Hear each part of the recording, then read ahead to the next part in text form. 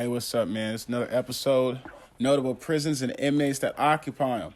Today we're going to Fci Phoenix. Can you guess where that's at? Yeah, it's in Arizona, and it's located approximately 25 miles north of downtown Phoenix, also west of Anthem, Arizona, but still within the city limits. So let me put y'all up on some game. On November 4th, 05, Earl, Krugel, an activist for the Jewish Defense League, a far-right pro-Israeli organization, was in the exercise yard when another inmate bludgeoned him to death with a block of concrete. Krugel, who had been convicted of plotting to bomb the office of Arab American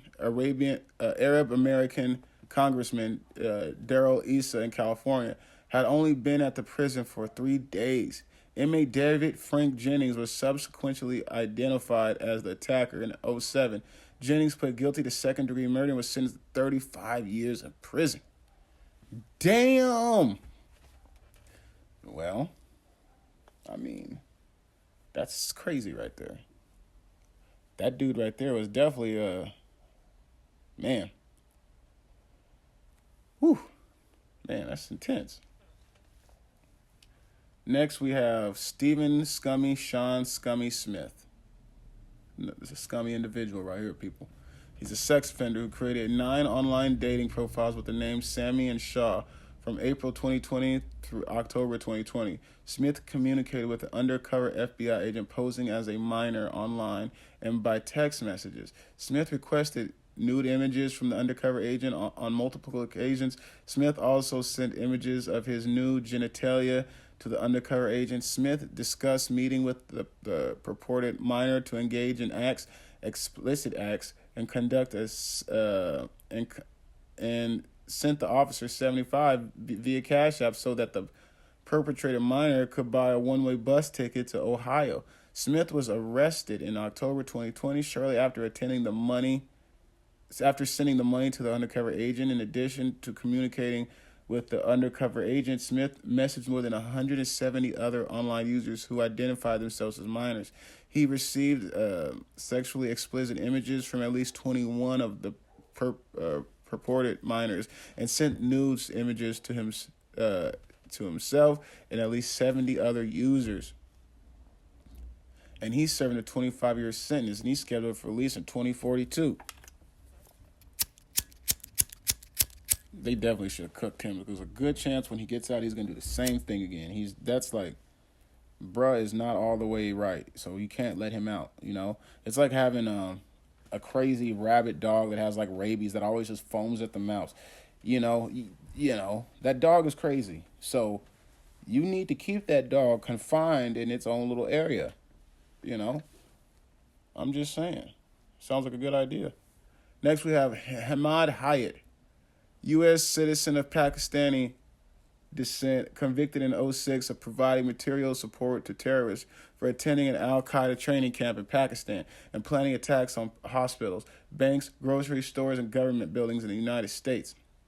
He's serving a 24-year sentence after a judge ruled his conviction was the result of poor defense and excessive interrogation. Hayat had all charges against him dismissed and was released from federal custody on August 9th, 2019. Damn. That's crazy. Chris Kirkwood, bassist for the Meat Puppets, an American rock band, pled guilty in 2004 to assault with a dangerous weapon for striking a security guard with a baton at a Phoenix post office. He was released from custody in 2005 after serving 11 months. Next, we have the man, the legend, the icon. Dude is well loved in California from, a lot of people. And he definitely is a very well-renowned person in his section and just in general. But Sonny Barger, he was the founder and former leader of the Hells Angels, and he was convicted in 1988 for racketeering and transporting firearms to Kentucky to allegedly kill members of the Outlaws Motorcycle Club. But of course, that was not the case, and he was released in 1992. They're just out here making up stuff on the guy. You know what I mean? R.I.P. to him.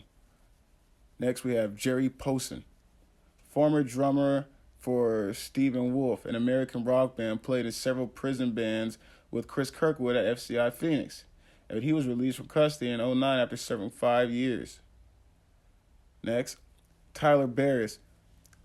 He was a caller, get this, during the swatting incident that resulted in the fatal shooting of Andrew Finch, an uninvolved third party.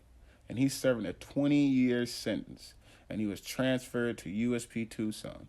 And essentially, what swatting is, people will watch a live streamer on Twitch play their game, and essentially they'll just call the FBI or something and tell them whatever they got to tell them, and then then the SWAT team goes to these people's house and kicks the door down.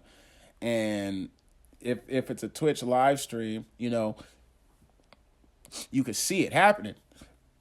You'll hear them, get down. Like, and you'll see them come in. Just Google, look on YouTube, look up swatting videos. You'll see exactly what it is. It's kind of crazy that people could do that. Next, we have Earl Krugel, charged with federal terrorism, conspiracy to bomb up a mosque at the offices of a U.S. Congressman, Darrell Issa, and the offices of the Muslim Public Affair. But this is the guy that I was talking about earlier that got a brick to the face back in 2005. But he was serving a 20-year sentence, which that sentence got cut short 3 days into it. With that being said, I appreciate y'all watching. Let me know some in the comments. Give me recommendations. Like, comment, subscribe, and keep it player. And also, keep it lighter.